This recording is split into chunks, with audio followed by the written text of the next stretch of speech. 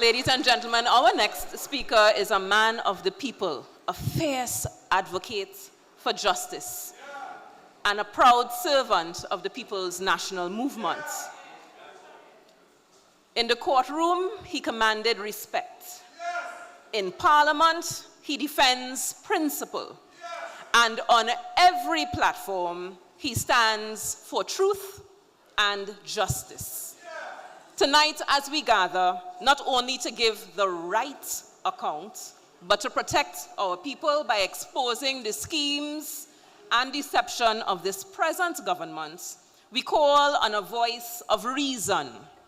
We call on a voice of integrity. We call on a voice of conviction. Please join me in welcoming the former minister in the Ministry of National Security, the Member of Parliament for Port of Spain South, the Honorable Keith Scotland, SC. My friend, I in a good spirit. I drink in a good spirit. The vibes right up to the limits. So don't hold me down, don't fight me down. Yeah. Good spirit. I drink in a good spirit. The vibes ain't crossing a minute. So don't hold me down, don't fight me down. Yeah. My friend, I them good at tell you about me. Good people, there's good people. We only want love and we so good.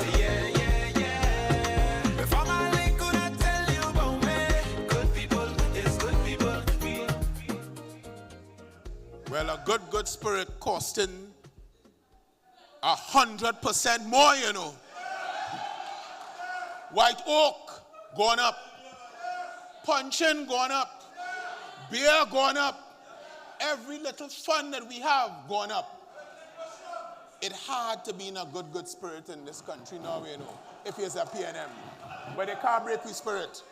They must never break our spirit. But people, I want to settle down and talk to you all seriously. A time is coming very soon where we have to stop sitting down in these rooms and start to use our feet, you know.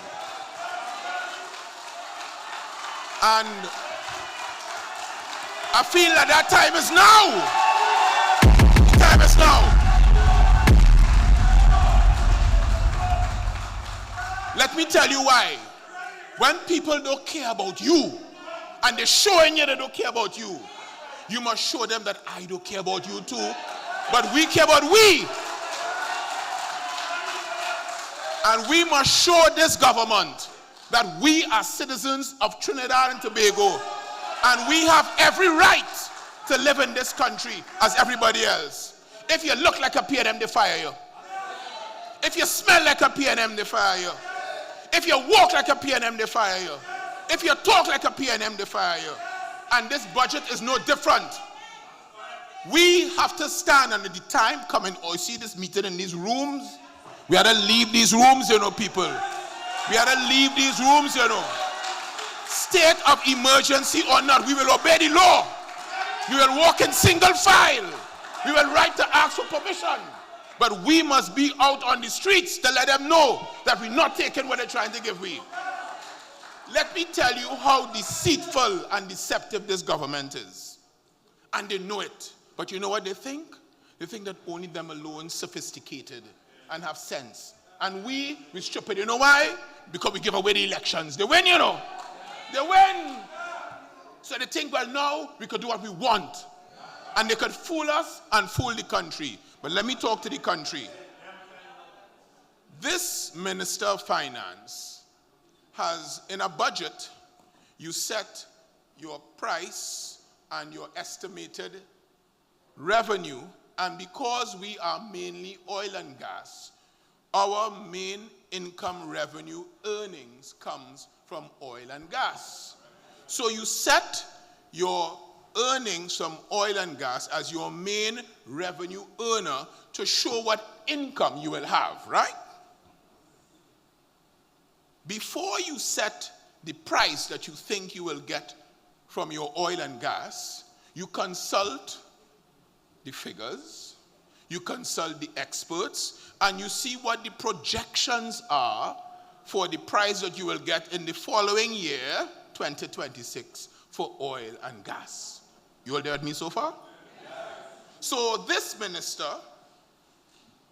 based his budget on an oil price of $73.25 per barrel.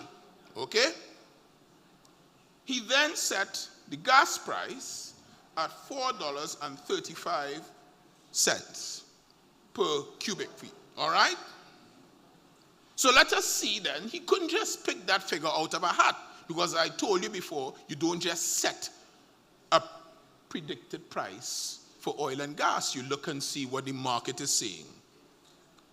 What does West Texas Intermediate say about the projected price of gas, of oil in 2026?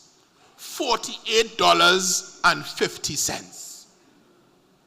What does Brent crude? We produce Brent. What does Brent say will be the predicted price of oil in 2026? $52. Where on earth did this minister get the price of $73.25 from? He picked it out of a hat, and let me tell you why.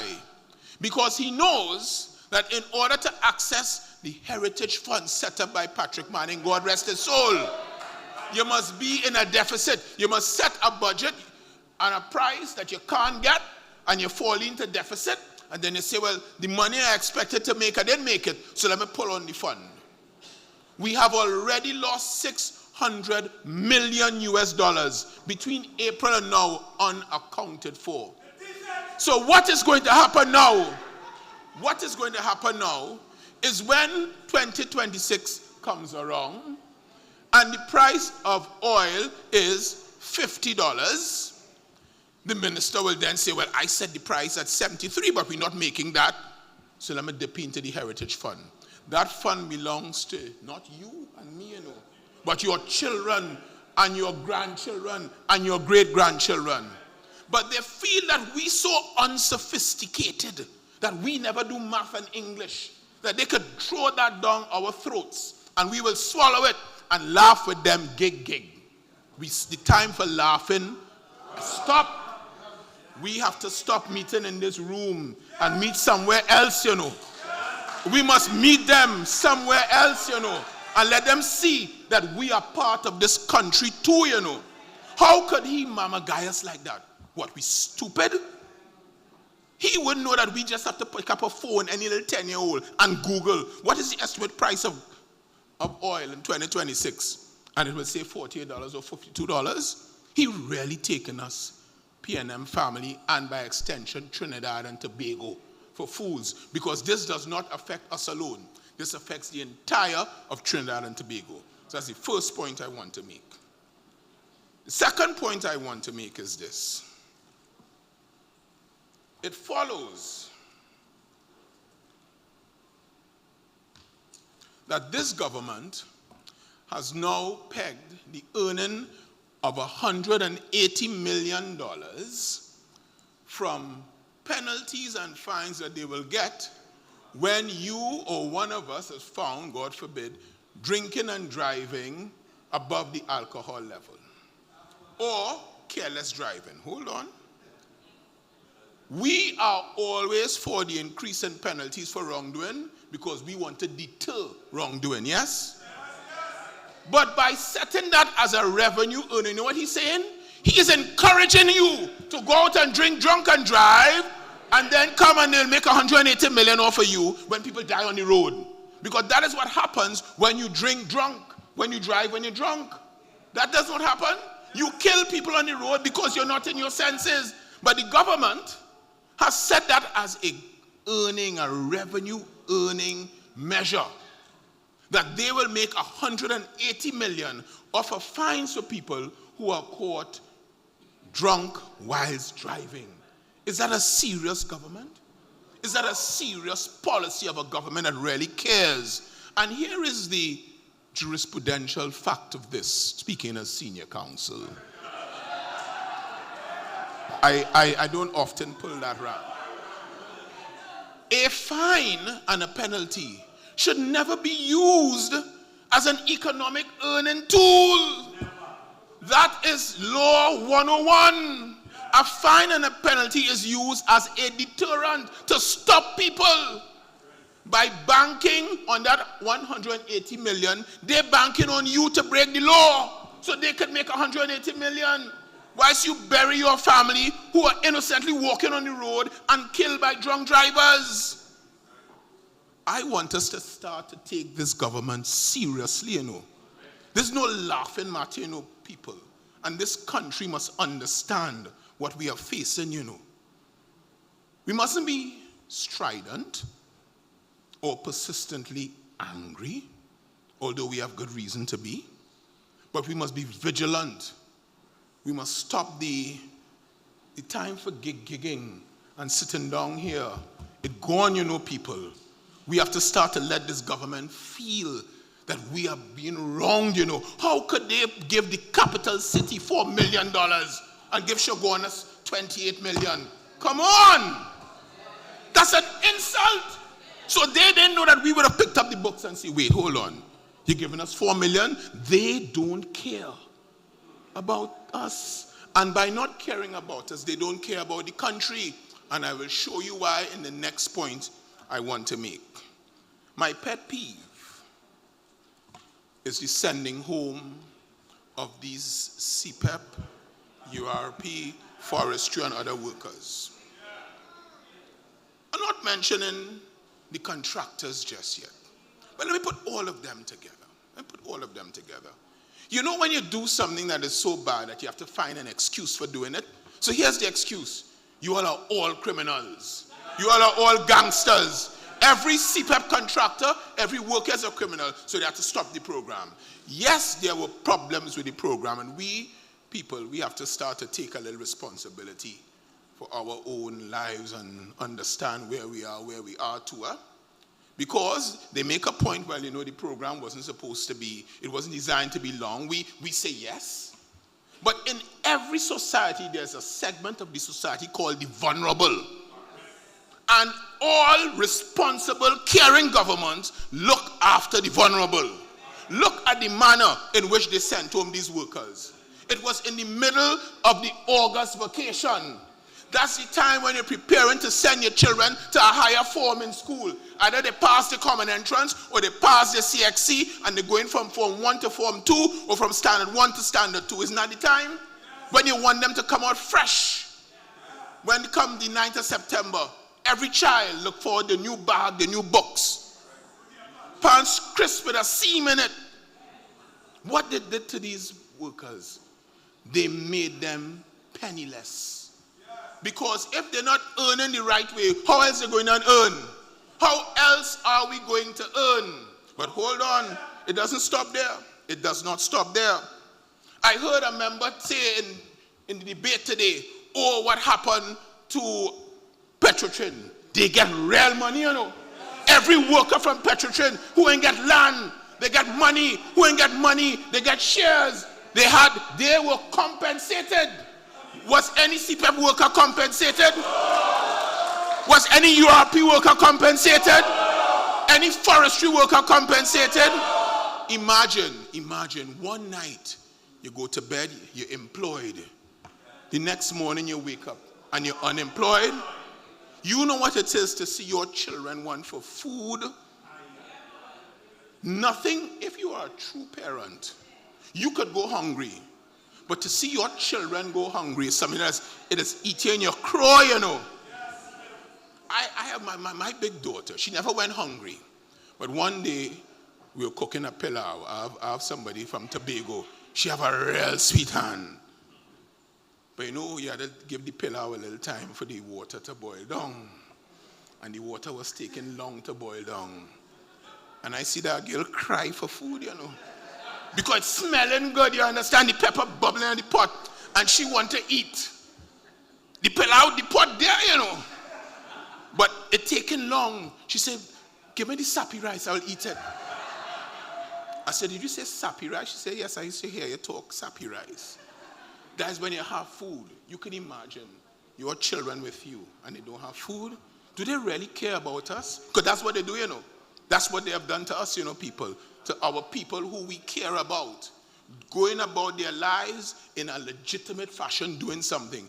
And up to now, they haven't told us what compensation will be given to these CEPEP workers. What will happen to the contractors? But you brand all of them gangsters.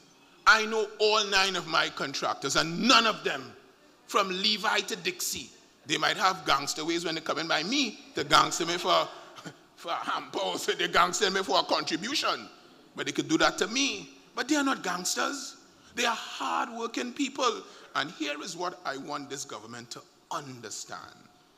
The people who they have affected are mainly single parents, mothers, who in that program trying to do a balancing act. Because a balancing act they're doing, They're working, but they still have to nurture the children. Isn't that so?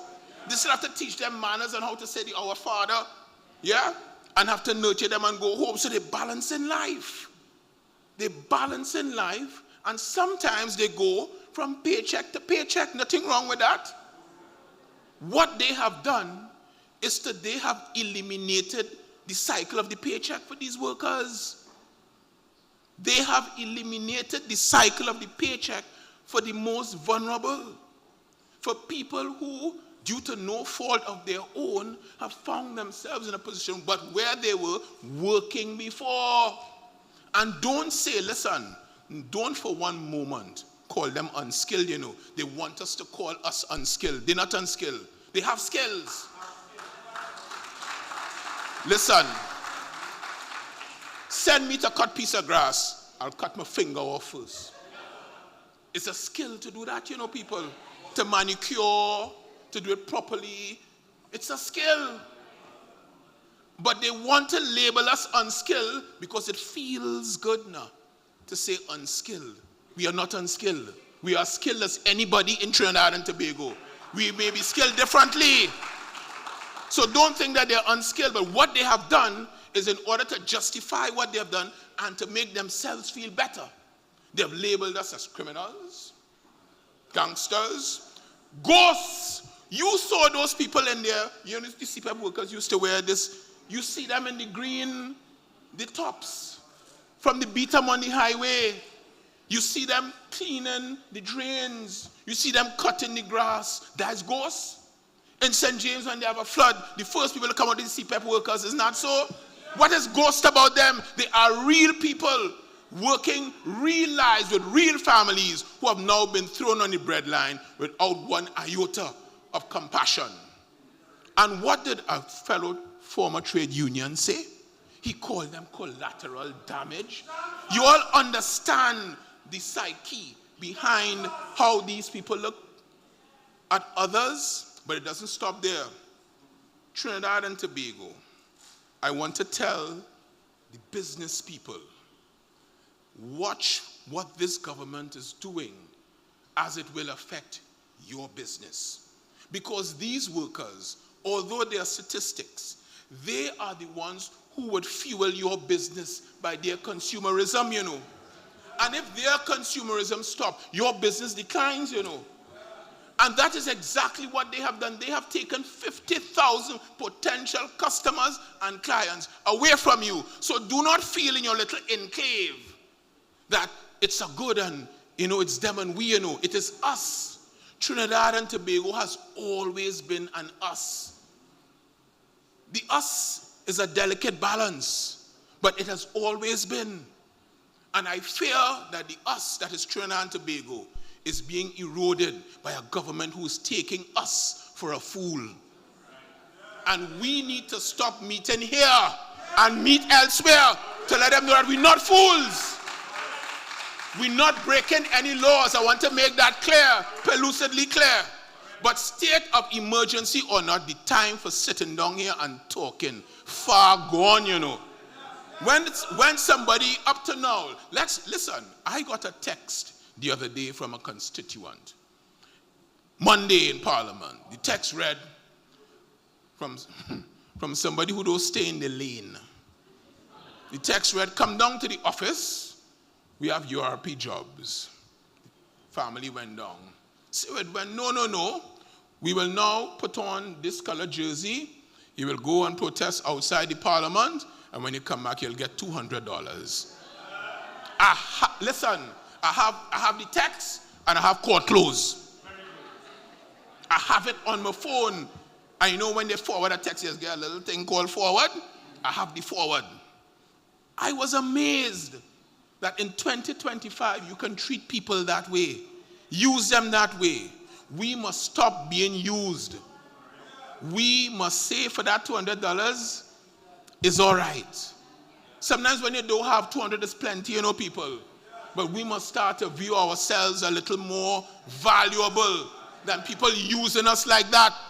One of them, a senator who is still a minister, called us rabid dogs. You all believe that? If one of us had said rabid dogs, you know. And he wants to be up in Desperately Crescent. And he calling we rabid dogs. I want us to start to take stock of ourselves and what is going on from this budget. This budget has placed nothing for us. But they threw out a figure, 8,000 jobs. So let's do math. You know when you used to go on the board with math? So I on the board now with math, right? So they fire 50,000, correct? But they give it 8,000. 8 into 50 is how much? 4 8s are what? 5 8s are 40, yeah? 6 8s are 48. 6 times the amount they fire. But they're creating 8,000 jobs. Who you think them 8,000 jobs going to? You? None of you all. It ain't going to none of you all. But in any event, that 8,000 jobs, could it account for the 50,000 jobs that were lost? That's the question I want to ask you here. Pigot's Corner, that's where this meeting, we should really go out and feel it, but there's a Pigot's Corner meeting in us. So Belmont, let me say it. So let's do a fiction and say we in Pigot's Corner. As I say that, I see Minister Young come. Let's give a welcome, man. Let's welcome him. Let's give a PNM welcome. Great is the PNM. Great is the PNM.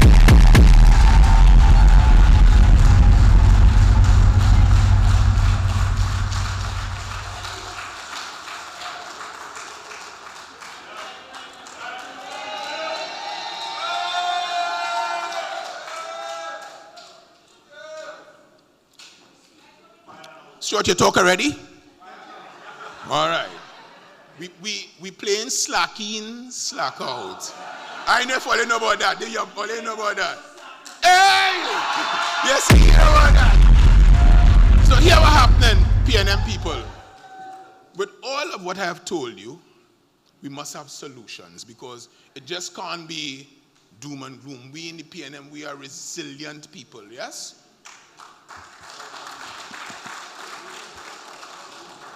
We have to start to look after ourselves and not depend too much on these people. You remember a concept called susu? All you know about susu? All you know about the same CEPEP contractors. I am binding all my 10. They're coming together to form one company to go and bid for both private and public jobs. In Port of Spain South, Stuart, we have the best cooks. We have the best artisans, the best farmers, the best shoemakers, the best seamstresses, the best tailors. That's our history, you know. We went off. We have to start to make ourselves a little more self-sufficient. And most importantly, for our children, we have to teach them to have a stake in the economy. They have to start to open business, not just work for people.